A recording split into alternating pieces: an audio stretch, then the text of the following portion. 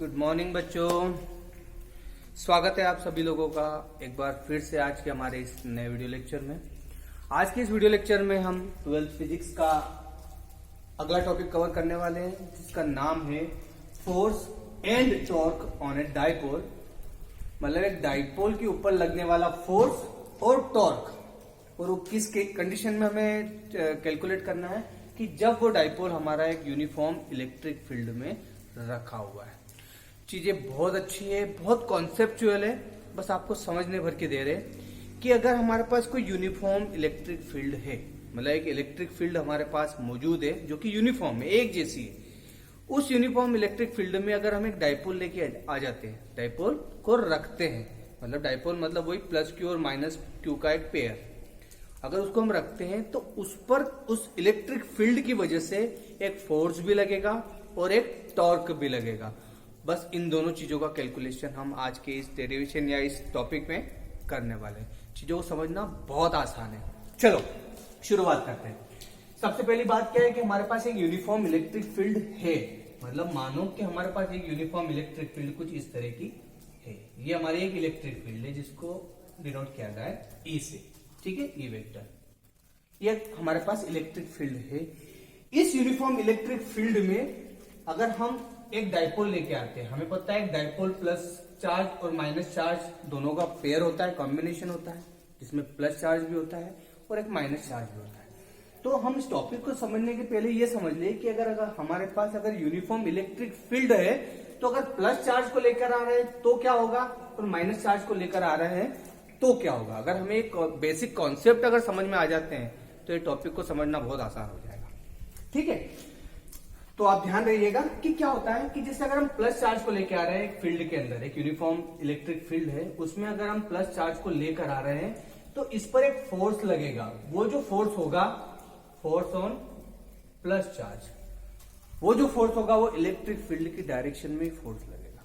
मतलब जिस डायरेक्शन में इलेक्ट्रिक फील्ड है उसी डायरेक्शन में फोर्स लगेगा। किस केस में? जब हमारा चार्ज कैसा है? Positive charge. और अगर हमारा चार्ज नेगेटिव है तो जो उसके ऊपर फोर्स लगेगा, फोर्स ऑन नेगेटिव पे, वो होगा इलेक्ट्रिक फील्ड की opposite direction.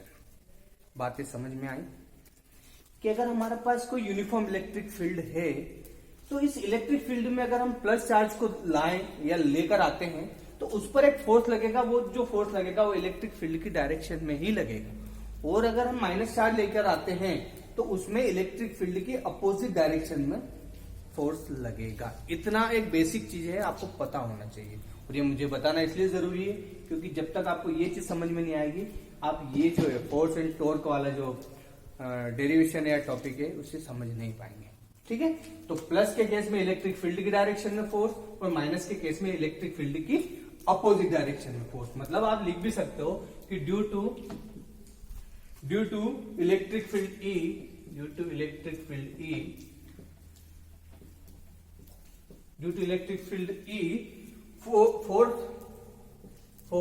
On charge Q, charge plus Q मतलब पॉजिटिव क्यू, क्या होगा? Force on charge plus Q, वो क्या होता है? उसकी वैल्यू जो होती है वो इक्वल टू होती है क्यू इंटू ई। फोर्स जो होता है उसकी वैल्यू होती है क्यू इंटू ई। अभी क्यू इंटू ई कहां से, ये आपको पता है, मैं फिर से आपको बता दूंगा कि हमारा जो फोर्स है, सॉरी इसको अच्छे से लिख देता हूं कि force F vector is equal to होता है क्यू इंटू ई वेक्टर। जो वेक्टर क्वांटिटी उसके ऊपर वेक्टर लगाया जाता है, क्योंकि चार्ज कोई वेक्टर क्वांटिटी नहीं, चार्ज अपने आप में एक मैग्नीट्यूड रखता है, उसका कोई डायरेक्शन नहीं होता। पर हमारी इलेक्ट्रिक फील्ड ये एक वेक्टर क्वांटिटी और फोर्स वेक्टर क्वांटिटी, मतलब फोर्स की जो वैल्यू है वो क्यू ही है। Due to electric field force on charge plus Q, उसकी वैल्यू ये है। और वो किस डायरेक्शन में होगा? Is in the direction of electric field, in the direction of electric field. ये लिखिए, ये पहली चीज है कि अगर हमारे पास कोई इलेक्ट्रिक फील्ड है तो जो प्लस क्यू चार्ज है उस पर जो फोर्स लगेगा उसकी वैल्यू रहेगी क्यू इंटू ई वेक्टर, और वो किस डायरेक्शन में होगा? इलेक्ट्रिक फील्ड की डायरेक्शन में होगा, जैसे ही हमने लिखा।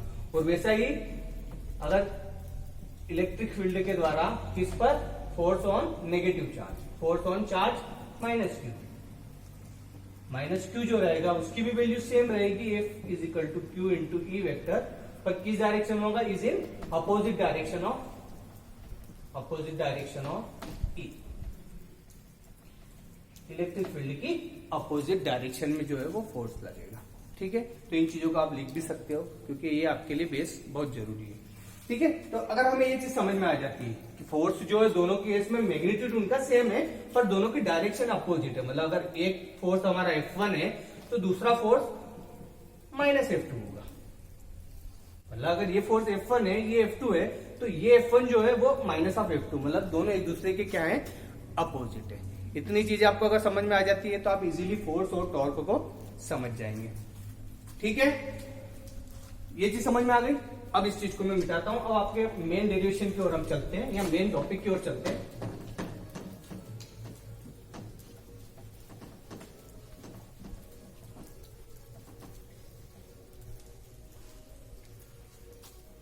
ठीक है, तो इसको आप पूरा प्रॉपर वे में भी लिख सकते हैं कि अगर एक प्रकार डेफिनेशन लिखना चाहें हम तो क्या लिखेंगे कि when a dipole is placed in electric field, when dipole is placed in uniform electric field, ये शॉर्टकट लिख रहा हूं, यूनिफॉर्म इलेक्ट्रिक फील्ड। ठीक है, तो हम यहां पर क्या देखते हैं कि ईच चार्जेस, दोनों ही चार्ज प्लस और माइनस दोनों की बात है, each charges experience of force जिसको बोला जाता है F वेक्टर, और वो इक्वल किसके होता है, Q इंटू ई वेक्टर के। और उसके बाद वही दोनों चीजें लिख दो कि प्लस क्यू पर जो फोर्स लगेगा वो किस डायरेक्शन में होगा, इन डायरेक्शन ऑफ इलेक्ट्रिक फील्ड, और माइनस क्यू पर जो फोर्स लगेगा वो अपोजिट ऑफ इलेक्ट्रिक फील्ड। ठीक है बच्चों, इतनी सारी चीजें थी जो कि आपको बताना बहुत जरूरी थी, आप समझ गए होंगे। ठीक है, अब हम इसका मेन डेरिवेशन करने वाले हैं, तो ये डेफिनेशन आप जरूर राइट डाउन कर लीजिएगा। तब मैं आपको डेरिवेशन समझाता हूं कि क्या है डेरिवेशन। ठीक है, पर डेरिवेशन समझने के पहले हम ये भी समझ लें कि हमें पता है कि डाइपोल है अगर हमारा, तो चलो इसको डायग्राम के थ्रू समझाते हैं कि ये हमारी इलेक्ट्रिक फील्ड थी। ठीक है, इस इलेक्ट्रिक फील्ड में हम एक डाइपोल को लेकर आते हैं, ये रहा हमारा डाइपोल। ठीक है, ये हमारा डाइपोल रहा, ये है मान लो प्लस क्यू चार्ज और ये है माइनस क्यू चार्ज। ये इलेक्ट्रिक फील्ड के अंदर ही है, इसको बाहर मत समझ जाना कि बाहर लिख दिया। चलो ये और बड़ी बना देता हूं इलेक्ट्रिक। ठीक है, ये हमारी इलेक्ट्रिक फील्ड है, उसकी डायरेक्शन ये है।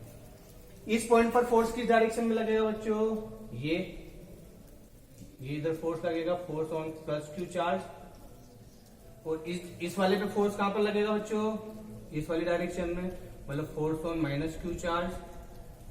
ठीक है, अब एक फोर्स उस डायरेक्शन में लग रहा है ये, और एक फोर्स लग रहा है इस डायरेक्शन में, तो कहीं ना कहीं इन दोनों की साइन अपोजिट है, दोनों एक दूसरे के अपोजिट है। मतलब आपका अगर नेट फोर्स की बात करें तो एक डाइपोल को जब हम इलेक्ट्रिक फील्ड में रखते हैं तो उसके ऊपर जो नेट फोर्स होगा उसकी वैल्यू 0 होगी। मतलब नेट फोर्स अगर हम निकालना चाहें तो उसकी वैल्यू क्या होगी बच्चों, 0 होगी। क्यों 0 होगी, क्योंकि दोनों ही टर्मिनल पर जो फोर्स लग रहे हैं, एक इधर और एक इधर, मतलब नेट फोर्स कहां पर मिलेगा, कहीं नहीं मिलेगा, मतलब उसकी वैल्यू हमारे पास 0 होगी। ठीक है, ये तो पहली चीज होगी। सबसे पहले हमने क्या समझा कि फोर्स क्या होता है, तो फोर्स की डायरेक्शन ये होती है जो कि इलेक्ट्रिक फील्ड की डायरेक्शन होती है। किस केस में, जब चार्ज हमारा प्लस क्यू है। माइनस क्यू के केस में इलेक्ट्रिक फोर्स की डायरेक्शन होगी इलेक्ट्रिक फील्ड की डायरेक्शन की अपोजिट होगी, और उसकी वैल्यू ये है। अब जो नेट फोर्स की बात करें तो नेट फोर्स किसके इक्वल होता है, 0। क्यों होता है, क्योंकि दोनों फोर्स की डायरेक्शन एक दूसरे के अपोजिट है। ठीक है, पर क्या टॉर्क की वैल्यू भी 0 होगी। ये जो टॉर्क जिसको डिनोट किया जाता है इससे, टो बोला जाता है इसको, टो, ये ऐसा, क्या ये भी वैल्यू 0 होगी, नहीं, टॉर्क 0 नहीं होगा। पर बोला आपने सर टॉर्क को तो पता है नहीं, टॉर्क क्या होता है, तो आओ समझते हैं टॉर्क क्या होता है। इस टॉर्क को समझने के लिए मैं आपको सिर्फ इतना सा बता दूं कि टॉर्क क्या होता है। पहले तो ये हम समझ लें कि टॉर्क होता है क्या। तो टॉर्क बच्चों कुछ भी नहीं है, ये जो दोनों फोर्सेस हैं, एक फोर्स इस डायरेक्शन में लग रहा है, एक फोर्स इस डायरेक्शन में लग रहा है, तो कहीं ना कहीं ये एक फोर्स इसको इधर खींचने की कोशिश करेगा, ये वाला फोर्स इसको इधर खींचने की कोशिश करेगा। तो मतलब वो डाइपोल क्या करना चालू करेगा, रोटेशन इफेक्ट आना चालू हो जाएगा। मतलब एक फोर्स तो हमारा इस डायरेक्शन में लग रहा है, एक फोर्स इस डायरेक्शन में लग रहा है, तो एक इसको इधर खींचने की कोशिश करेगा, एक इसको इधर खींचने की कोशिश करेगा, तो कहीं ना कहीं इस डायपोल में एक रोटेटिंग इफेक्ट या रोटेशन इफेक्ट जो है वो आ जाएगा, और उसी रोटेशन इफेक्ट को जो है हम टॉर्क बोलते हैं। कोई बहुत बड़ी चीज नहीं है, टॉर्क मतलब अ rotation effect produced in dipole when it is placed in uniform electric field, वही हमारा टॉर्क कहलाता है। मैं डेफिनेशन लिख देता हूं कि क्या है कि the rotation effect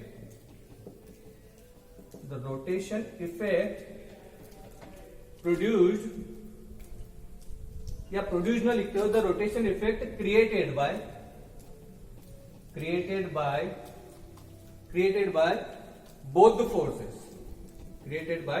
both the forces is called torque.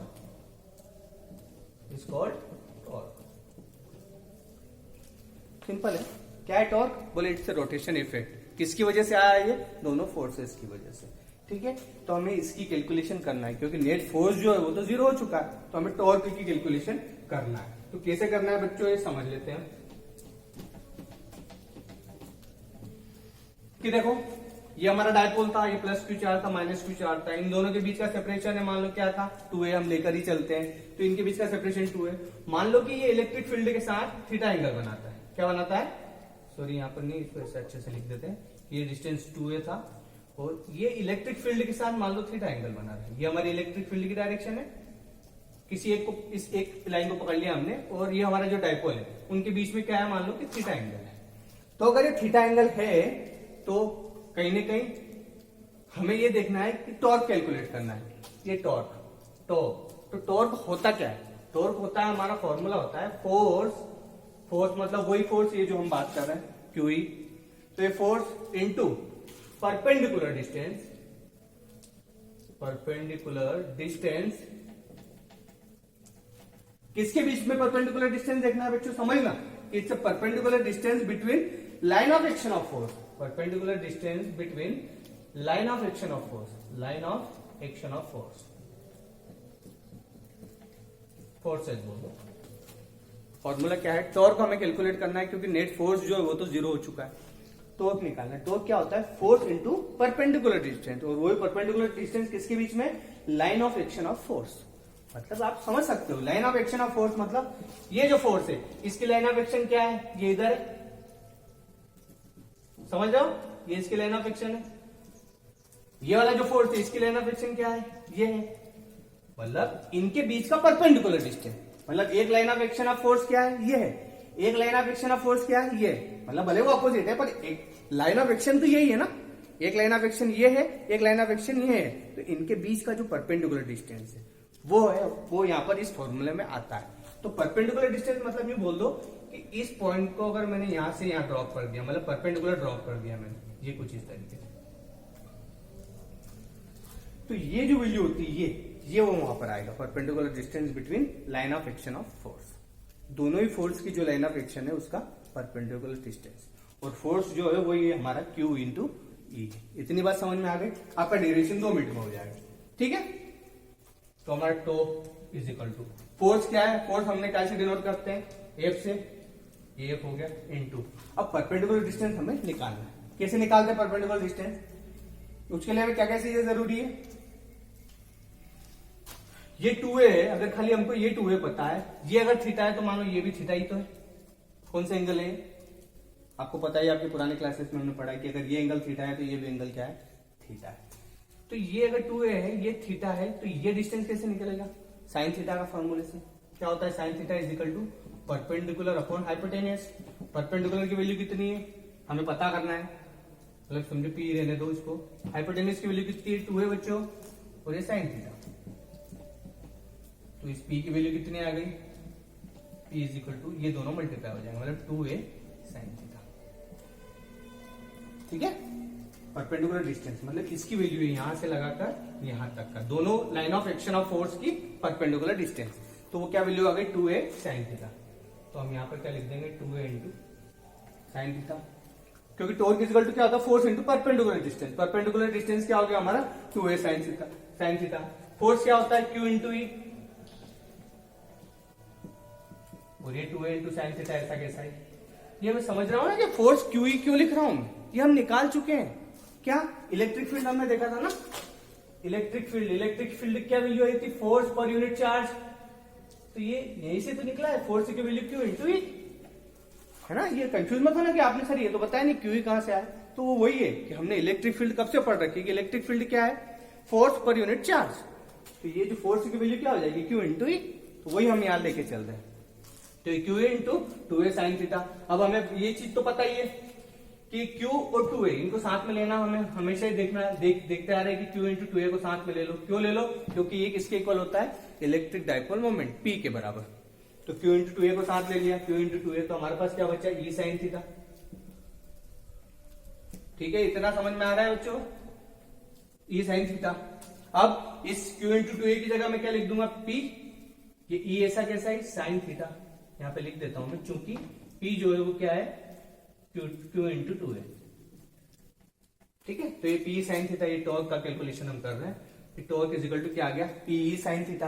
अब अगर हमको ये P साइन थीटा आ गया है तो इसको मैं ऐसा भी लिख सकता हूं, torque is equal to vector form में। ये अभी किस फॉर्म में, स्केलर फॉर्म में, मतलब P vector into E vector, और इसके साथ ये लिखा है मैंने क्रॉस, मतलब ये किस तरह का प्रोडक्ट है, क्रॉस प्रोडक्ट है, डॉट प्रोडक्ट नहीं। मतलब अगर डॉट होता तो यहां पर कॉस थीटा होता, ये क्रॉस प्रोडक्ट है, इसलिए यहां पर क्या है, साइन थीटा है। मतलब ये लिख देता हूं, ये क्या है, क्रॉस प्रोडक्ट। ठीक है, समझ रहे हो मेरी बात।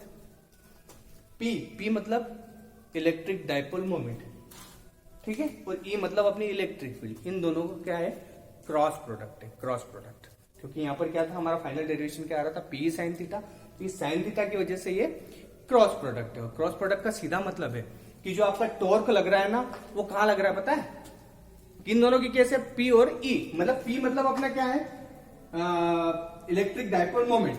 तो जो इलेक्ट्रिक डाइपोल मोमेंट और जो इलेक्ट्रिक फील्ड है, वो जिस प्लेन को ऑक्यूपाई कर रही है, मतलब जिस प्लेन में ये दोनों चीजें हैं, मान लो कि इलेक्ट्रिक फील्ड है और अपना जो इलेक्ट्रिक डाइपोल मोमेंट है वो भी इसी प्लेन में, तो इन दोनों के जो परपेंडिकुलर वाला जो प्लेन होगा उस पर जो है वो टॉर्क लगेगा। क्रॉस प्रोडक्ट का मतलब समझा रहा हूं मैं। क्रॉस प्रोडक्ट का मतलब क्या होता है कि ये जिन दोनों की वजह से एक क्रॉस प्रोडक्ट बना है, तो वो ये किसी प्लेन में होगा, तो उस प्लेन का जो परपेंडिकुलर प्लेन होगा उस पर ये टॉर्क लगेगा। दैट्स ऑल, ये क्रॉस प्रोडक्ट का मतलब होता है। ठीक है, तो हमारा डेरिवेशन क्या निकल कर आ रहा है बेटा, torque is equal to P into E। ये यहां तक की चीजें खत्म हो जाती है हमारी। ठीक है, अब हम अलग अलग 2-3 केस देखेंगे कि केस कैसे समझना, बहुत अच्छे केस है वो, आपको समझ में आना चाहिए कि हमारा torque is equal to P into E। इधर आपको दिख रहा है ना कि हमारा torque is equal to P into E आया। अब हम इंपॉर्टेंट केसेस देखेंगे। इंपॉर्टेंट केसेस, क्या इंपॉर्टेंट केसेस है कि अगर मान लो हमारे पास कुछ ऐसा हो कि हमारी इलेक्ट्रिक फील्ड की डायरेक्शन, फर्स्ट केस ले रहा हूं कि इलेक्ट्रिक फील्ड की डायरेक्शन ये है हमारी, ये हमारी इलेक्ट्रिक फील्ड की डायरेक्शन है। समझना कि ये इलेक्ट्रिक फील्ड की डायरेक्शन है और हमारे जो क्या बोलते हैं डाइपोल है वो कुछ इस तरीके से प्लस क्यू और माइनस क्यू। मतलब हमें पता है कि डाइपोल मोमेंट की जो डायरेक्शन है, इलेक्ट्रिक डाइपोल मोमेंट की डायरेक्शन हमेशा क्या होती है, माइनस से प्लस होती है। मतलब माइनस क्यू से प्लस क्यू, मतलब P की डायरेक्शन क्या होगी, ये अलग अलग केसेस देख रहा हूं मैं। कि पहला केस देखो, हमारा टॉर्क कहां पर आया है, P vector cross E vector, मतलब डाइपोल मोमेंट और इलेक्ट्रिक फील्ड का क्रॉस प्रोडक्ट है। तो उन्हीं का केस लेके चलेंगे कि मान लो अगर इलेक्ट्रिक फील्ड इधर है और डाइपोल मोमेंट की डायरेक्शन ये है, तो इस केस में क्या हो रहा है, दोनों के बीच में एंगल कितना बन रहा है बच्चों, जो इलेक्ट्रिक फील्ड है और जो डाइपोल मोमेंट है उनके बीच में एंगल कितना हो रहा है बच्चों, थीटा इज इक्वल टू कितना हो रहा है, फर्स्ट केस देख रहे हैं 180 डिग्री। ये एक इस डायरेक्शन में एक इस डायरेक्शन में, दोनों के बीच में एंगल 180 डिग्री है। ठीक है, तो थीटा अगर 180 डिग्री है तो हमारे फॉर्मूले के अकॉर्डिंग ये जो टो का फॉर्मूला है, टो क्या बोलता है, P साइन थीटा। तो ये क्या हो जाएगा, torque is equal to P into E। Sine theta की जगह हो जाएगा साइन 180 डिग्री। साइन 180 डिग्री की वैल्यू कितनी होती है, साइन 180 डिग्री की वैल्यू कितनी होती है बच्चों, नहीं याद हो तो देख लेना, साइन 180 की वैल्यू होती है 0। मतलब ये हो गया 0, वो 0 का इससे मल्टीप्लाई करूंगा तो क्या आ जाएगा आपका पूरा केस 0। मतलब अगर इलेक्ट्रिक फील्ड की डायरेक्शन ये है और डाइपोल कुछ इस तरीके से रखा हुआ है कि हमारे जो डाइपोल मोमेंट की डायरेक्शन उसकी अपोजिट है, तो उस केस में जो टॉर्क लगेगा उसके ऊपर क्या लगेगा, जीरो, मतलब कोई रोटेशन इफेक्ट आएगा ही नहीं। मतलब दोनों की प्लेन अगर एक जैसे हैं कि इलेक्ट्रिक फील्ड की डायरेक्शन में अगर डायपोल रखा हुआ एंगल 180 डिग्री है, मतलब उसके ऊपर कोई टॉर्क नहीं लगेगा। टॉर्क जीरो का मतलब है टॉर्क नहीं लगेगा। दूसरा केस क्या है, ये सब चीजें आप राइट डाउन जरूर कर लेना बच्चों, बहुत मुश्किल से ये चीजें समझा पाते हैं हम लोग, क्योंकि आपको कॉन्सेप्चुअली सब चीजें आना चाहिए। कि सेकंड केस क्या बोलता है कि अगर हमारी इलेक्ट्रिक फील्ड की डायरेक्शन यही है, जो हमारी इलेक्ट्रिक फील्ड की डायरेक्शन है, और हमारे जो डायपोल है वो कुछ इस तरीके से रखा है कि माइनस क्यू इधर है प्लस क्यू इधर है, मतलब पी की डायरेक्शन भी क्या है, यही है। तो दोनों की डायरेक्शन सेम है, मतलब एंगल कितना है दोनों के बीच में, theta is equal to 0 degree. अगर थीटा 0 है तो साइन 0 की वैल्यू क्या होती है, साइन 0 भी 0 होता है, तब भी आपका टॉर्क क्या आएगा, 0 आ जाएगा। सेम फार्मूले में पी साइन थीटा मतलब साइन 0, तो साइन 0 की वैल्यू भी 0 होती है, साइन 0 भी 0 होता है, मतलब फिर भी टॉर्क 0। मतलब अगर इलेक्ट्रिक फील्ड की डायरेक्शन ये है, पी की डायरेक्शन भी ये है, तब भी टॉर्क 0 है। इलेक्ट्रिक फील्ड की डायरेक्शन ये थी, टॉर्क की डायरेक्शन इधर थी, तब भी डायपोल मोमेंट की डायरेक्शन इधर थी, तब भी अपना टॉर्क क्या था, 0 था। अब थर्ड और लास्ट केस है कि जब दोनों एक दूसरे के क्या हो जाए, परपेंडिकुलर हो जाए। थर्ड और लास्ट केस है कि क्या है कि हमारे इलेक्ट्रिक फील्ड की डायरेक्शन यही है, और जो डायपोल मोमेंट है वो उसकी डायरेक्शन कुछ इस तरीके से, मतलब 90 डिग्री है। यूं बोल दो कि ये हमारा माइनस क्यू चार्ज है और ये हमारा मान लो प्लस क्यू चार्ज है, ठीक है। तो इसकी डायरेक्शन क्या हो जाएगी, पी की ऐसी हो जाएगी। ये माइनस टू प्लस चलता है डायपोल मोमेंट हमारा, तो इसकी डायरेक्शन क्या है हमारी, ऐसी। इलेक्ट्रिक फील्ड की डायरेक्शन क्या है, ये। तो इस केस में क्या होगा, एंगल कितना है, थीटा क्या हो गया, दोनों के बीच में 90 डिग्री हो गया, ई और पी के बीच में 90 डिग्री एंगल हो गया। तो एंगल 90 है तो साइन की वैल्यू क्या हो जाएगी, टॉर्क की वैल्यू क्या हो जाएगी, वही पी ई साइन 90। साइन 90 की वैल्यू होती है 1, मतलब टॉर्क की वैल्यू क्या हो गई, पी ई। मतलब ये समझो कि ये कौन सी वैल्यू हो गई, मैक्सिमम। मतलब आपको इन तीनों केसेस से सिर्फ इतना समझ में आता है कि अगर हमारी इलेक्ट्रिक फील्ड की डायरेक्शन इधर है, या इधर किधर भी ले लो, मान लो इधर है, और अगर डायपोल उसके परपेंडिकुलर रखा है, तो उसी केस में उस पर सबसे ज्यादा टॉर्क लगने वाला है। टॉर्क मतलब उसके ऊपर सबसे ज्यादा रोटेशन इफेक्ट तभी आएगा, और बाकी सारे केस में कम आएगा। और जहां वो एक दूसरे के प्लेन के पैरेलल हो जाए, मतलब इलेक्ट्रिक फील्ड भी ऐसी ही है, आपका डायपोल भी ऐसा ही रखा होगा, तो उस केस में क्या होगा कि उसके ऊपर टॉर्क 0 लगेगा, मतलब लगेगा ही नहीं। भैया धक्का आदमी कब देगा, अगर ऐसा आड़ा है तो इधर से इसने धक्का दे दिया, इधर से इसने धक्का दे दिया तो घूमना चालू करेगा। अब जब यहाँ पर ऐसा ही है, मालूम है, तो अब कौन किसको धक्का देगा, ये इसको खींचने की कोशिश करेगा, ये इसको खींचने की कोशिश करेगा, तो क्या घूमेगा, ये तो वही रहेगा ना। ऐसा है तब घूमेगा, या फिर पूरा सीधा है तो घूमेगा, या इधर है तो घूमेगा, या इधर है तो घूमेगा। अगर दोनों ही प्लेन ही पैरेलल है तो वो कभी घूमने की कोशिश नहीं करेगा, मतलब उस केस में उस पर टॉर्क नहीं लगेगा, ठीक है। तो ये जो फोर्स आपको समझ में आ गया कि नेट फोर्स 0 होता है जब डायपोल को हम एक यूनिफॉर्म इलेक्ट्रिक फील्ड में रखते हैं। वो हमें पता है क्यों, क्योंकि दोनों एक दूसरे के अपोजिट होते हैं, और दोनों एक दूसरे को क्या कर देते हैं, कैंसिल कर देते हैं। टॉर्क के केस देख लिए कि टॉर्क हमने क्या कैलकुलेट करा, P इंटू या पी साइन थीटा, और उसको उसके क्रॉस प्रोडक्ट के फॉर्म में लिख दिया, P vector cross E vector. फिर उसके तीनों केसेस देख लिए कि अगर हमने डायपोल को पैरेलल रखा है, जब एंगल थीटा 180 या 0 डिग्री है, तो टॉर्क क्या लगेगा, 0। अगर 90 डिग्री वाला केस है तभी उस पर मैक्सिमम टॉर्क लगेगा, ठीक है बच्चों। होप मैं ऐसी आशा करता हूं कि आपको ये सारी चीजें समझ में आ रही होगी, कुछ भी टफ नहीं है। एक बार ये चीजें यहाँ पर समझ लो, वीडियो से सुन लो, और खुद से आपके बुक में देखो, कुछ ज्यादा या बहुत ज्यादा लिखने की भी आवश्यकता नहीं होती है डेरिवेशन में। खासकर जो टॉपिक आप पढ़ रहे हैं, जो टॉपिक आपको पूछा गया है, बस उसी के बारे में हमें लिखना है कि आप जानते हैं फोर्स क्या होता है, तो भैया प्लस क्यू पे जो फोर्स लगेगा वो इलेक्ट्रिक फील्ड की डायरेक्शन में लगता है, माइनस क्यू पे जो फोर्स लगेगा वो इलेक्ट्रिक फील्ड की अपोजिट डायरेक्शन में लगेगा, ठीक है। ये चीज हमें फोर्स से पता है। फिर दूसरा टॉर्क निकालना है, तो टॉर्क क्या है, एक प्रकार से रोटेशन इफेक्ट है दोनों फोर्सेस की वजह से, ठीक है।